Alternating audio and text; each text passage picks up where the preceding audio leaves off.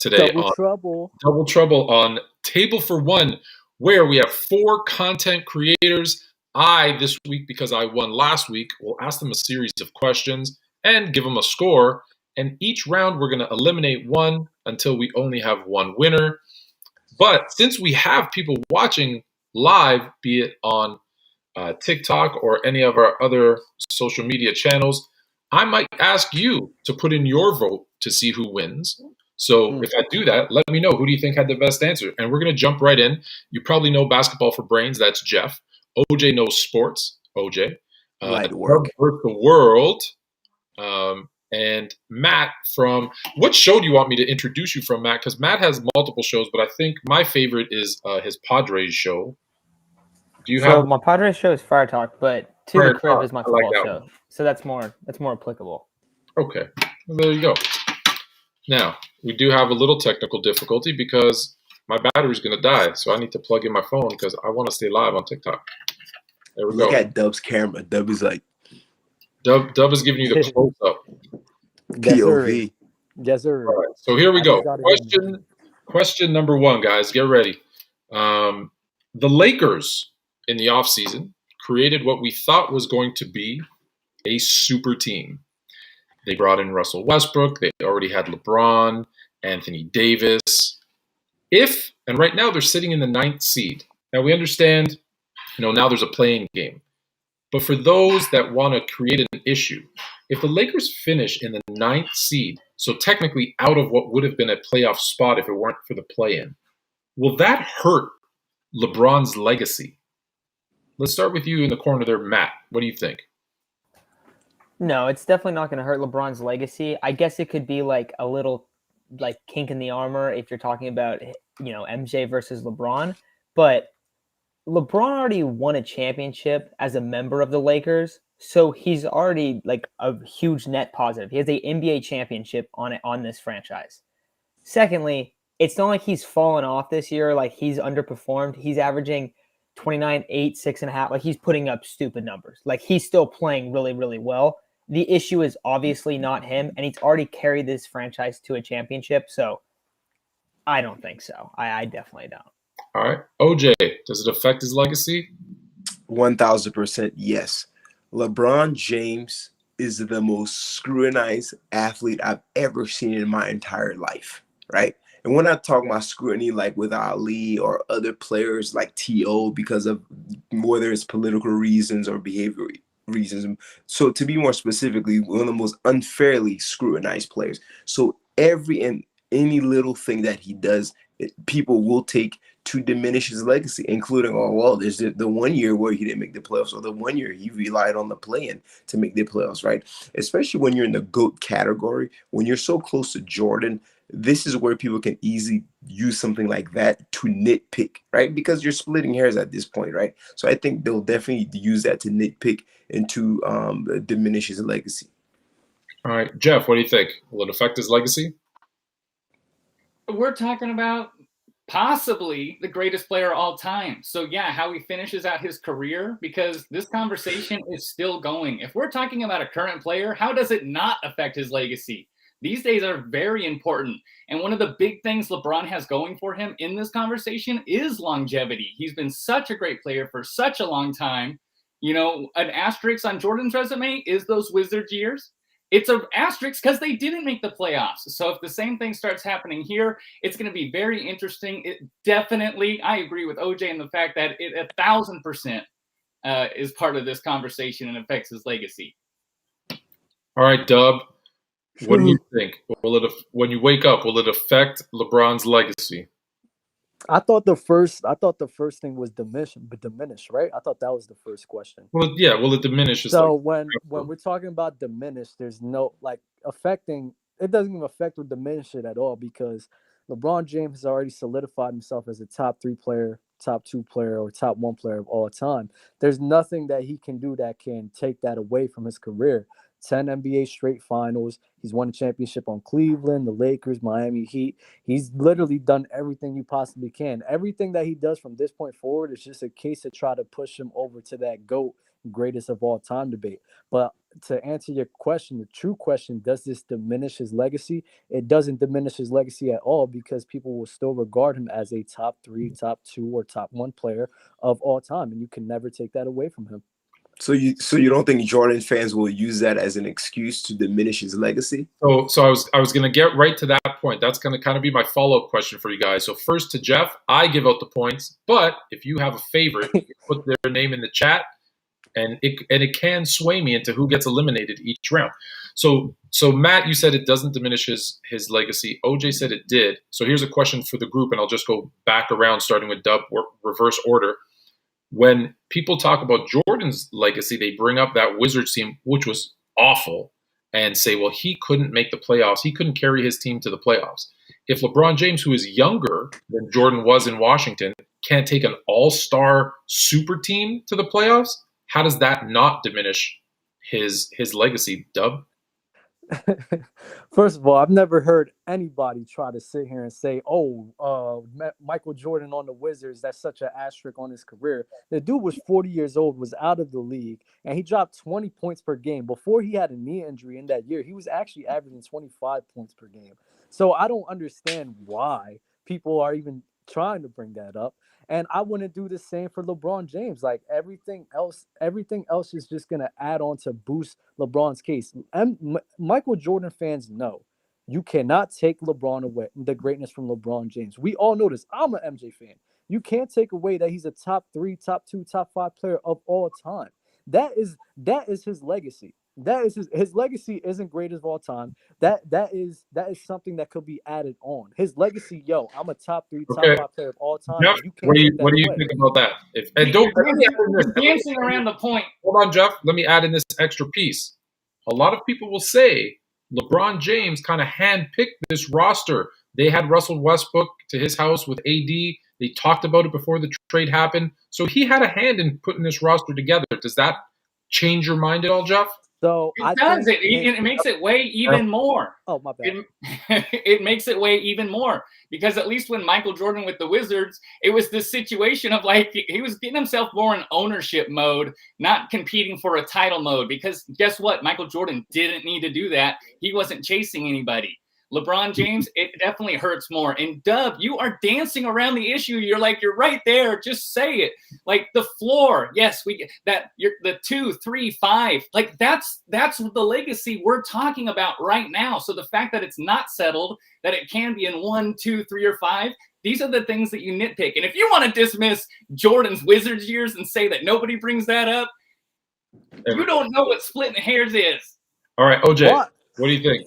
OJ, what do you think? So LeBron James in 2007 took a terrible Cavs team to the finals and lost to the Spurs. And Jordan fans love to bring that up. But real sports fans, they know that LeBron James had no business in that finals, let alone even winning a game against the Spurs. So if they can use that against him, how much more will they use a roster that is built with a top 7 player, a top 3 two-way player, Anthony Davis, and to barely make the playoffs or not make it? You better believe they're going to use that, and they'll be justified to use that. All right, Matt, final word. If you're in the chat, before Matt finishes, if you're in the chat and you think who should be eliminated of these 4 so far, go ahead, Matt. Take us home. I just don't know how it would really affect him because of what he's already accomplished.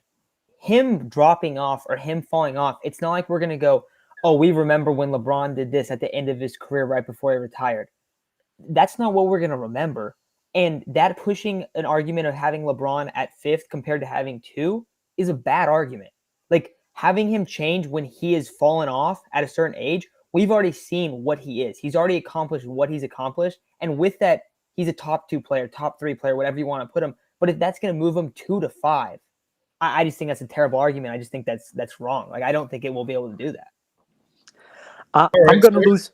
I'm gonna lose points, and I know I'm gonna lose points. Yeah, you're going to go ahead. I need to say this right now. Aaron Rodgers, right? That's a guy where his legacy diminished. We can't hear you. Why? Huh? Can you speak up a little bit? We can't hear you. Oh, okay, my bad. Aaron Rodgers, right? Aaron Rodgers' legacy diminished because people was talking about Aaron Rodgers as a top 2, top 3 quarterback. Oh, he's probably up there with Tom Brady. And when he lost to the 49ers, that diminished him. And now people are questioning on if he is top 5. If LeBron James retired next year, he is still a top 2, top 3 player of all time, no matter what. So you don't believe? All right. So here's the thing, guys. I've got my points. I've got who I think. I'm going to say one thing. Ray from Simple Minds, we have an opening because OJ will be taking a time off. So if you want to join Table for One in future weeks, reach out to me and we will get you on the show. That being said, I want to hear from the chat. Let me know who you guys think should be out. I have in my mind a tie between two people, so we're going to have a tiebreaker question. But right before we do that, I'm not noticing nearly enough people smashing that like or follow button. So please start doing that. All right, so here we go. It's a tiebreaker between Dub and Matt. OJ and Jeff, you guys are off to the next round. Congratulations. We're going to stick in the NBA, and we're going to talk about a little bit of COVID. So here we go. Kyrie may be able to play in the state of New York as they start to lift their COVID protocols. Does this, if Kyrie gets to play full-time in New York, especially in the playoffs, does this mean the Nets are the favorites to take the East? Matt? I think so. I think if they're able to mesh before playoff time and he's able to start playing in home games soon and he's able to actually be there and they're healthy and him and Simmons and KD start getting some chemistry, it doesn't have to be perfect, but they're by far the most talented team in the East, I think. I think there's some teams, I think it makes them the favorite. Not like a massive favorite, but I think they're a little bit ahead of some other teams. And what we've seen, I think, in the last few years of the NBA is that your seeding doesn't always mean as much as I feel like it used to kind of be thought that it did. And we've seen like teams aren't really vying for that first seed. In fact, last year, teams were kind of afraid of it because they thought the Lakers were going to be the 8th seed. So if you're looking at the Eastern Conference, I don't think whatever their seeding ends up being, I don't think that's the issue. I think you just look at talent, and talent says yes. All right, Dub. You guys hear me, right? We can hear you. We want to know cool, that's cool. the favorite. In the so East, yeah, listen. If they get Kyrie back full time, the Nets are definitely one of the teams to beat. Because Kyrie and KD took the champion. Kyrie and KD was up 2-1 or 2-0 on the Milwaukee Bucks, who were the champions at that time, with lesser talent. So you're not going to sit here and tell me that a healthy Kyrie Irving playing full-time with a healthy Kevin Durant playing full-time with Patty Mills, Ben Simmons, Andre Drummond, that there's not one of the most premier teams in the East. They're probably the best team still with Kyrie and KD because those guys are so great at playing the game of basketball, bro, and they complement each other so well. And you have just so much better pieces around them, bro. And LaMarcus Aldridge, I even forgot about LaMarcus Aldridge. So it's like the Nets are the team that did the Nets back full time. Huh? All right. So great job, guys. Honestly, it was super close. Unfortunately, Dub knows why he got negative points, and unfortunately, sir, you will be eliminated in the first round of Table for One. Thank you for joining us. But Dub, don't go anywhere because I will need you to help me with these next rounds. So here we go. Round number 2. Deshaun Watson is now been ruled that he can testify on 9 civil cases, but no criminal charges have been laid, which means he may play. So the question to you guys is, will he play? And if he does, for who? Jeff, let's start with you. What was the question? My thing lagged. Good, tough question, but if I'm the GM, I don't want to touch this guy with a 10-foot pole. So I hate answering this question because, in my opinion, he's a bad dude and he shouldn't be playing football right now until this gets figured out.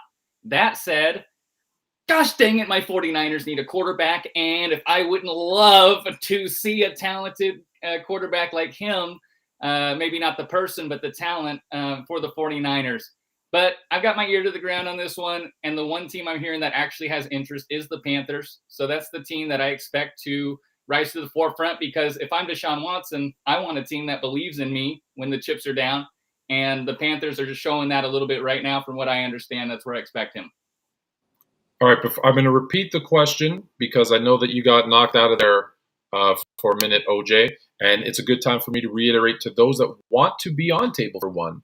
Just DM me. You can go to sports_fluent. My IG is open. and just throw your names in the ring, and we can bring you on. We're looking for guests. So, OJ, the question is, Deshaun Watson, I'll say it in a nutshell, will he play next season?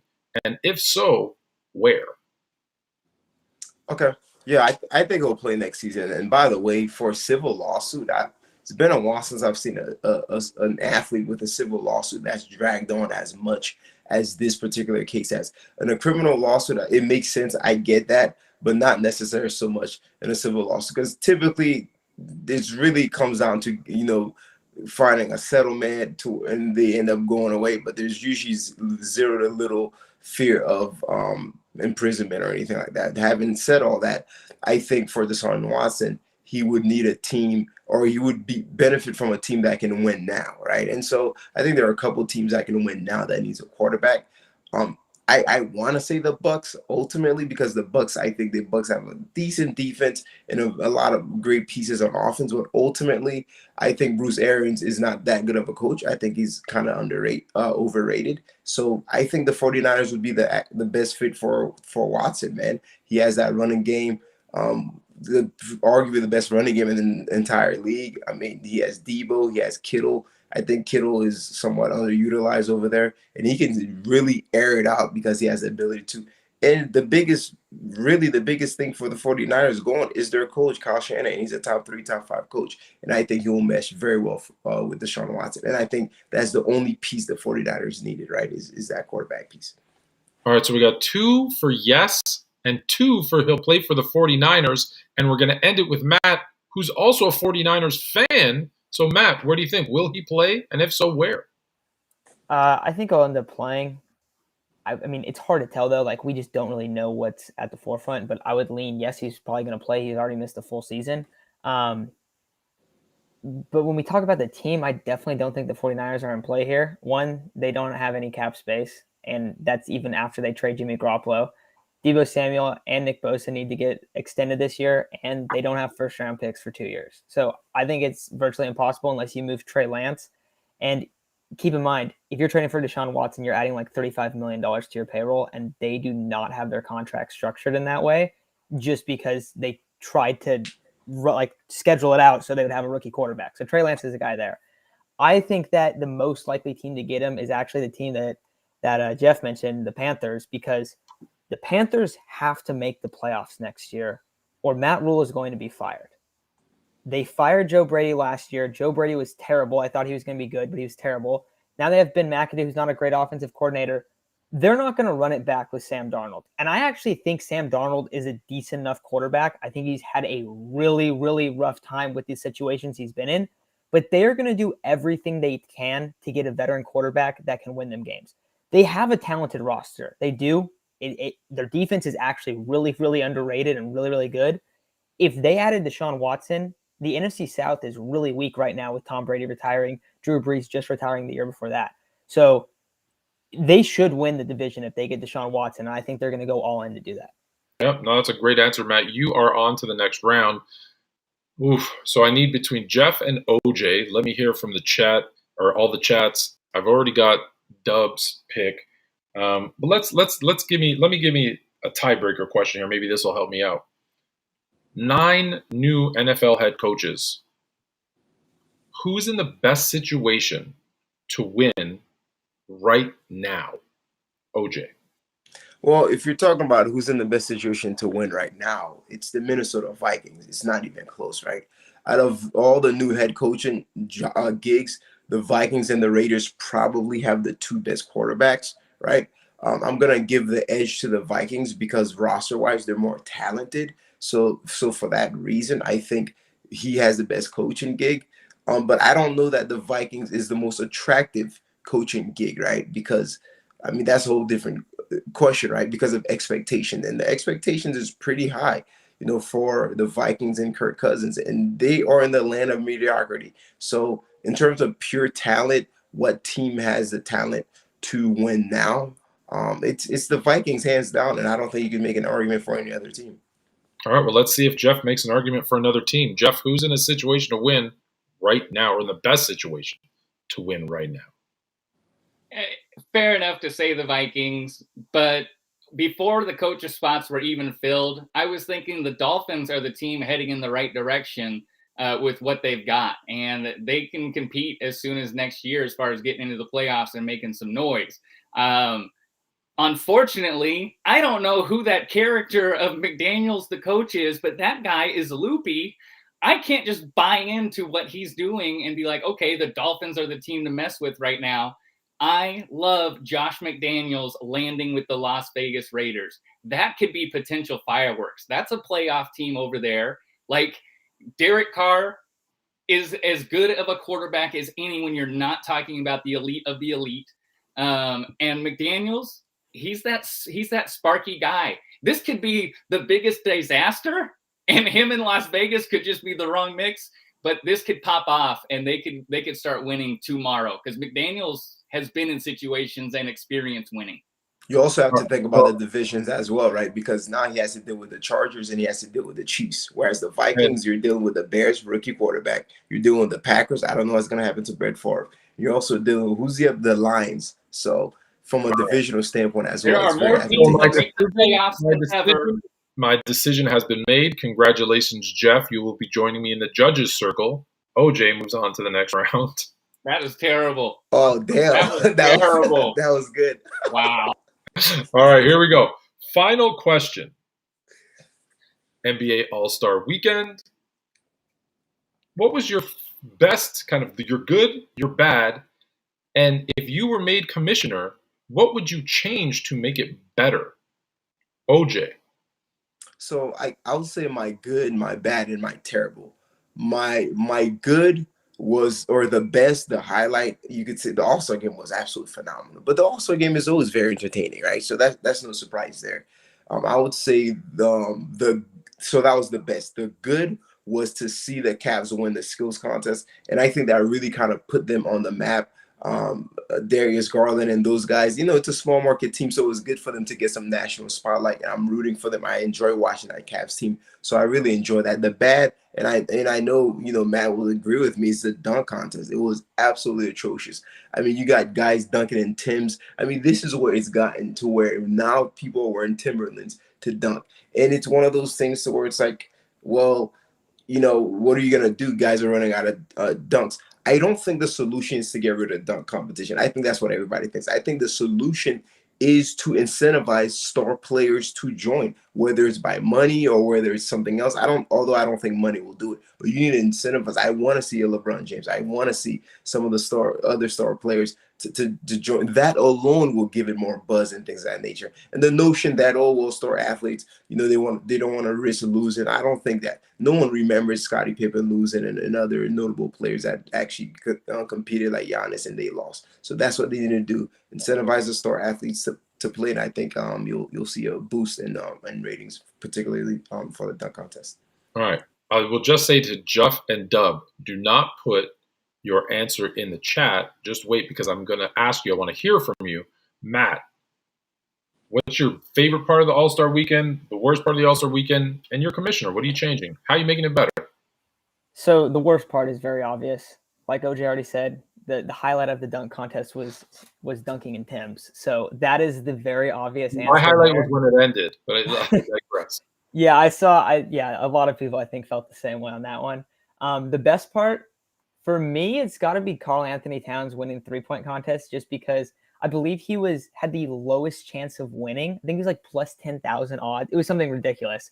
And he ends up winning it. And you have a 7-footer who I think is one of the most underrated big men in the league. And he goes and wins the 3-point contest. So that was awesome to see. I love to see a guy that's just a heavy underdog in a contest go and win it like that. And it's just kind of weird that he also was so low in terms of the betting odds. But the thing I would do to fix All-Star Weekend, the game's solid. I mean, the game this weekend was good. I think I would focus on the events, and I would either add a 3v3 tournament or a 1v1 tournament. And I think that is the best thing you can possibly do. I think that would be so cool to see. Imagine, okay, final round, KD versus LeBron 1-on-1. That's what people want to see. It doesn't have to be. Or maybe instead of that terrible Rising Stars, we do a Rising Stars 3-on-3. That would be good too. That'd be a great idea as well. Yeah. So I think just having a couple guys with just isolation, I think that's the best way to make it as entertaining as possible. Okay. Damn, you guys both had really good answers. So let's do a tiebreaker. Why not? So then I'll get Jeff and Dub's opinion after this. CP3, the catalyst to the Phoenix Suns' success, out for about, I think it's 6, possibly 8 weeks. Can the Suns survive his absence?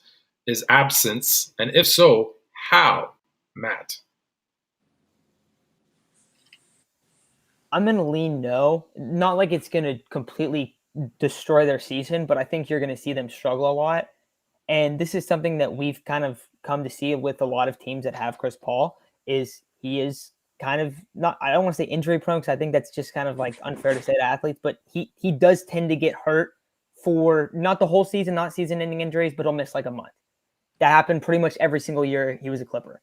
And happened I think every single year he was a Rocket as well. Like, that's just kind of happens. You're going to see the team fall apart a little bit just because he is so important in facilitating the offenses.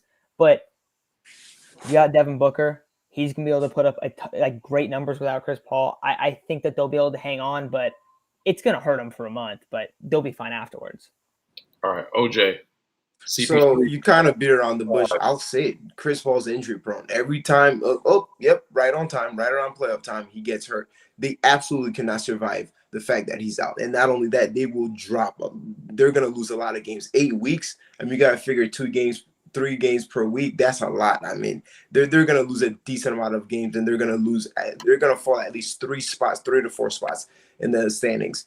And not only that, it's not just Chris Paul's playmaking ability. He's the only dog left on that team. There's no other dog left on that team, right? That's it. Daniel Craig, I mean, yeah, he was a dog, but he's gone, right? And so some of that grittiness, some of that toughness, like that he brings and he demands from his teammates, that is no longer there, because pretty boy, light-skinned Devin Booker, that's not him. He's not tough. He's soft. You're not going to get any of that. He doesn't play defense, and he's going to shoot. That's all he's going to shoot. So, yeah, you're going to lose the facilitation, and you're going to lose that dog and that grittiness as well. So, yeah, this is bad for them. You think they're going to lose the first seed, though? So let's for all my light-skinned people in the chat. It was there, so I took it. All right, Jeff, you have to pick. Who you picking, OJ or Matt, and why? Because of my passion and disagreement with OJ, I'm going to pick Matt. Okay, I like it. That's more than enough. Dub? I'm with Jeff. That was completely disrespectful. Just completely disrespectful in all ways around. Like, oh my God. I don't think he realizes that Dub identifies as a light-skinned brother. So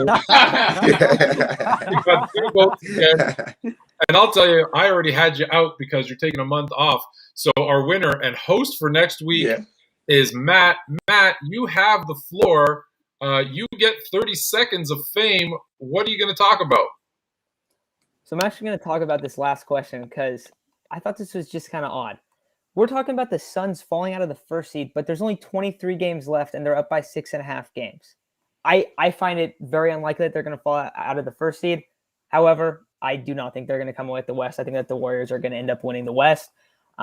Chris Paul, maybe he'll get hurt again. It unfortunately does happen.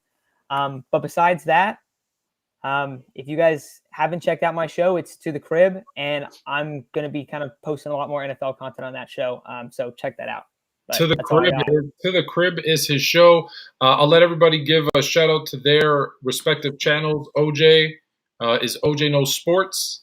Is that correct? OJ Knows _sports. And just so you guys know, I will be taking a month off starting Tuesday on all the socials, but I will be back rejuvenated, motivated, better than ever. And I encourage everybody to take a break every once in a while as well to refresh. It's always good. So, yeah. All right, Jeff? Yeah, I'm Basketball for Brains, and I'll be here this month, next month, and the month after that. And I don't take breaks. So, follow Basketball for Brains. Oh, nice. Touché, my friend. What happened? Dub, you want to shout out where people can find you, Dub versus World? Well, you just shouted out. Just no Suns in 6. What? It's interesting. The one time Chris Paul didn't get hurt in the playoffs and actually played was last season, and they made it to the finals. So with that, we'll call it a night. Table for one. Join us next week, every Wednesday at 9-ish. Who knows where we're going to pop up next? And next week's host will be Matt. Until next week. See y'all later.